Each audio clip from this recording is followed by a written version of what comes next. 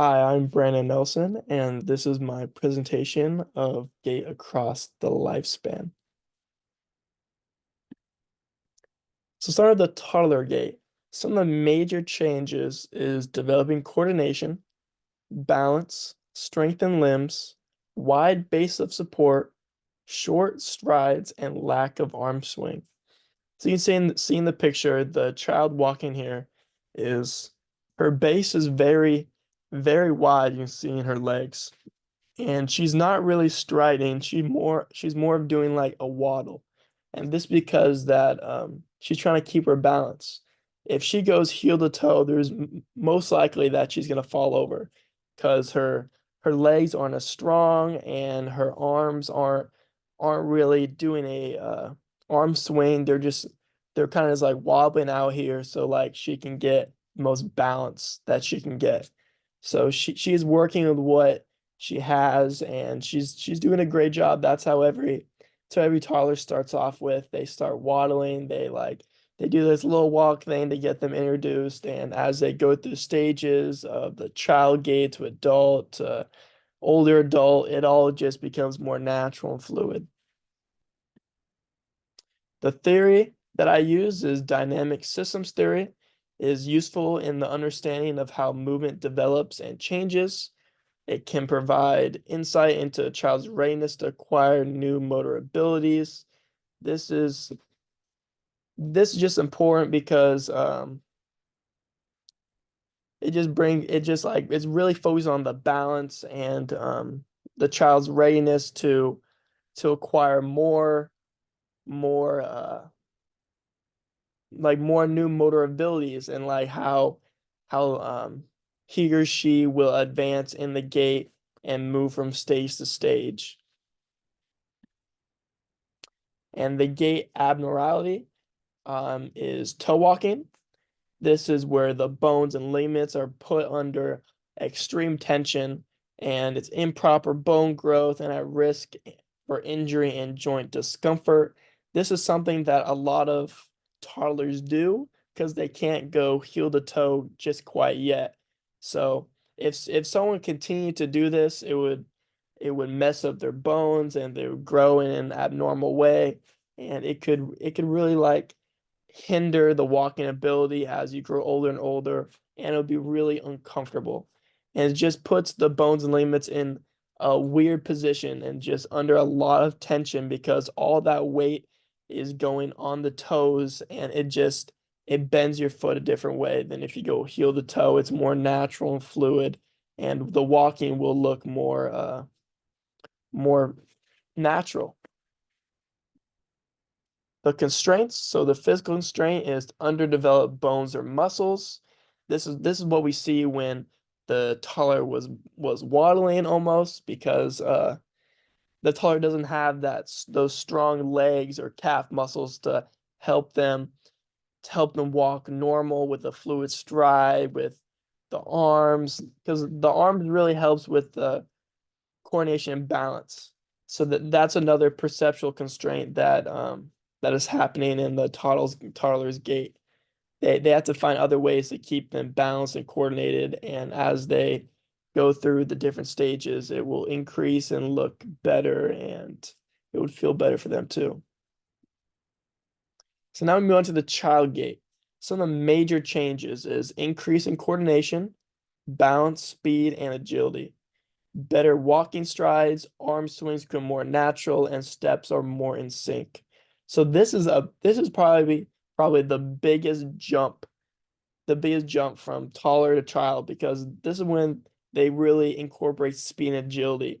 This is when they're making like those cuts, those smooth cuts that like as a toddler, they're just learning how to walk. But once you go to the child's gait, they're learning more more motor more motor developments. So yeah, I see in the picture this child is stepping over, doing high knees. This is something that a taller wouldn't do. So she's experienced. So she's showing that the arm swings, the walking strides, the strength in the muscles, she's able to lift that leg over and do it over and over again. So this just shows the increased coordination, balance, and especially the agility as well. So for this theory is I use motor control theory, which is the goal-directed movement patterns which involve multiple body systems. This is almost defined as like an area of like natural science and just how the central nervous system produces the coordinating the movements and its interactions with the rest of the body and how that goes with the environment that's around them. The gait abnormality is in-toeing, or as commonly known, pigeon toeing. This is when the toes are turned inward when walking. And yeah, it's really common, but it is very curable over time.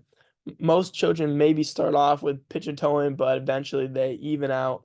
But this can be really uncomfortable and it can make the bones almost shift in a way to if they're just so used to having the feet inwards every time they walk. There's also another abnormality where the feet can also be pointed outwards, which is almost like it's almost like a waddle, but it's just an abnormal way of walking that is eventually it'll become it'll be uncomfortable because the your bones aren't really used to having that different walking pattern.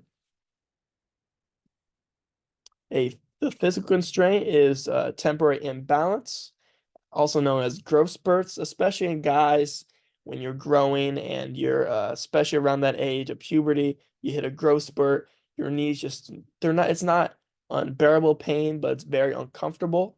And this is something that happens in a lot of growing teenagers.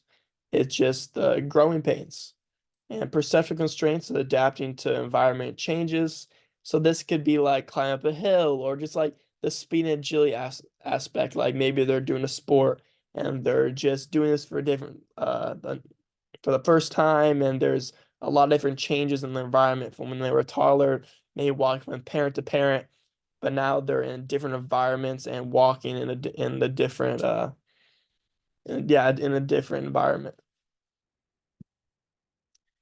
And now we go to the adult gait. Some of the major changes is stable and fluid gait patterns. So it's more natural. You can see them walking in a regular way with full control, proper muscle strength and flexibility. It's more smooth heel to toe action when walking. This wasn't seen in the toddler at all, a little bit in the child, but now it's more fluid and natural in the way they walk. And the coordinating arm swing, that's really important too. That's something that you don't really see fully until the adult stage, because that's when they have true control of their entire body. And for the theory I use is the biomechanical principle. The is the analysis of the position of the feet and the static and moving allows us to identify and treat the biomechanical causes that produce altercation. This is this could also involve the moving of the body's center of mass from one point to another, and just through the angular rotations of the joints and the limbs, and providing motion in the different planes, the sagittal plane, and yeah. The gait abnormality is plantar fasciitis. This is inflammation of the plantar fascia tissue of the foot used during walking and movement. This could be caused in a number of ways, such as the type of shoes you could be wearing, the foot structure, overuse, or walking on a different walking surface. And like the pain will mostly come in the heel. But it is curable, but it's just something that happens with a lot of people. It's common, but definitely not wanted. The constraints, so some of the physical constraint is joint degenerative, muscle stiffness, and decreased flexibility. So this just happens over time with aging. The muscles become tighter. You won't be able to touch your toes. That's the flexibility. They both go together well.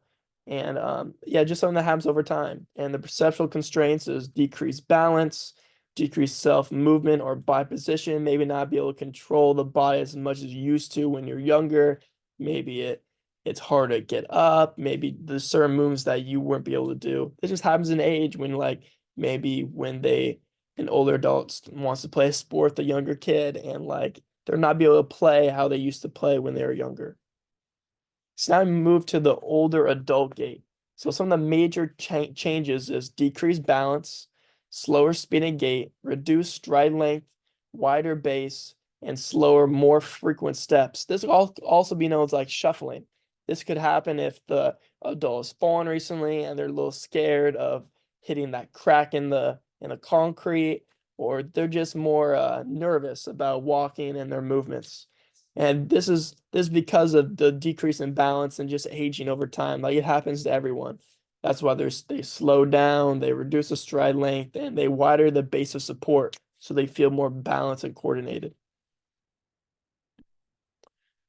And the theory that I use is the reserve passing model. This emphasizes resilient personal and social factors that related to SES and physical health has been shown to alter emotional and physical stress responses.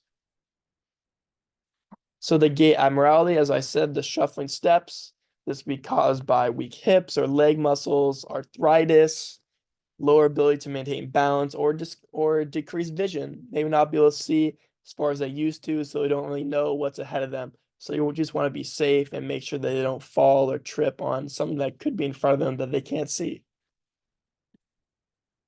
Some of the constraints is physical constraints, the reduced sensory attributes. This could be sounds or positioning or shapes, color, sizes, all those that will decline with age.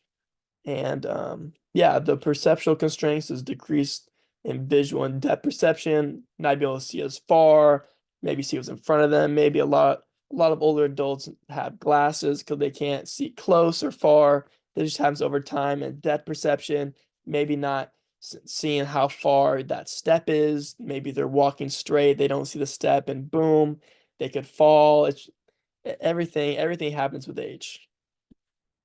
And these are my resources that I used. And yeah, thanks for listening.